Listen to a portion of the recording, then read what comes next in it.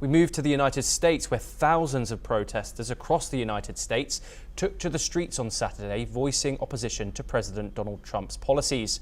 The protests focused on deportations, government firings, and ongoing conflicts in Gaza and in Ukraine. Demonstrations were held in Washington, New York City, Chicago, and other areas of the United States. Outside the White House, protesters chanted, "Trump must go now," calling for action on deportations and solidarity with federal workers fired under the Trump administration. Since his inauguration, President Trump, along with his ally Elon Musk, has overseen the firing of over 200,000 federal workers and efforts to dismantle key agencies. The administration has also targeted universities and detained foreign students, further fueling nationwide protests. This marks the second consecutive day of nationwide demonstrations since Trump took office. Let's take a listen to what some of the protesters had to say.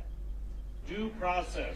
That's the first thing they come for, is to take away our due process.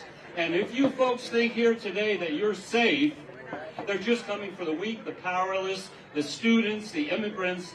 They're not. They're coming for anybody who stands up against them. Law firms, universities, anybody who resists, they come for. So do not be misled, do not be mistaken. This is happening here in our country today. Fascism. Trump is taking Joe Stalin's playbook and using it.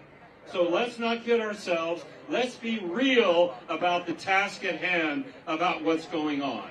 Thank you. I think that people are rising up all over this country for good reasons, and I am here to be part of that uprising and to protest all the, especially the deportations, the grabbing of people who are here legally and legitimately and throwing them in.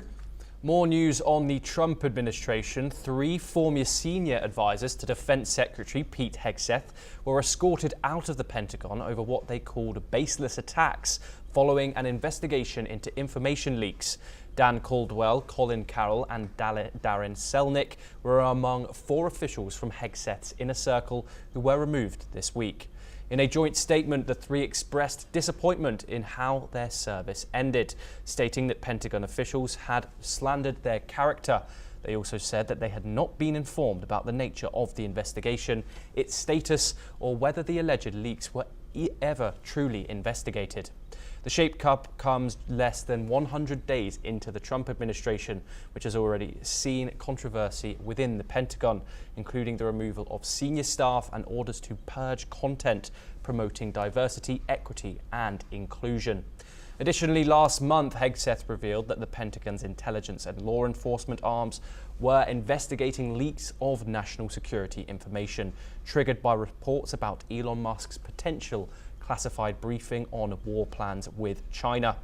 These departures follow the recent firings of federal high-ranking military officials, including Joint Chiefs Chairman General C.Q. Brown and Chief of Naval Operations Lisa Franchetti. Let's move on once again.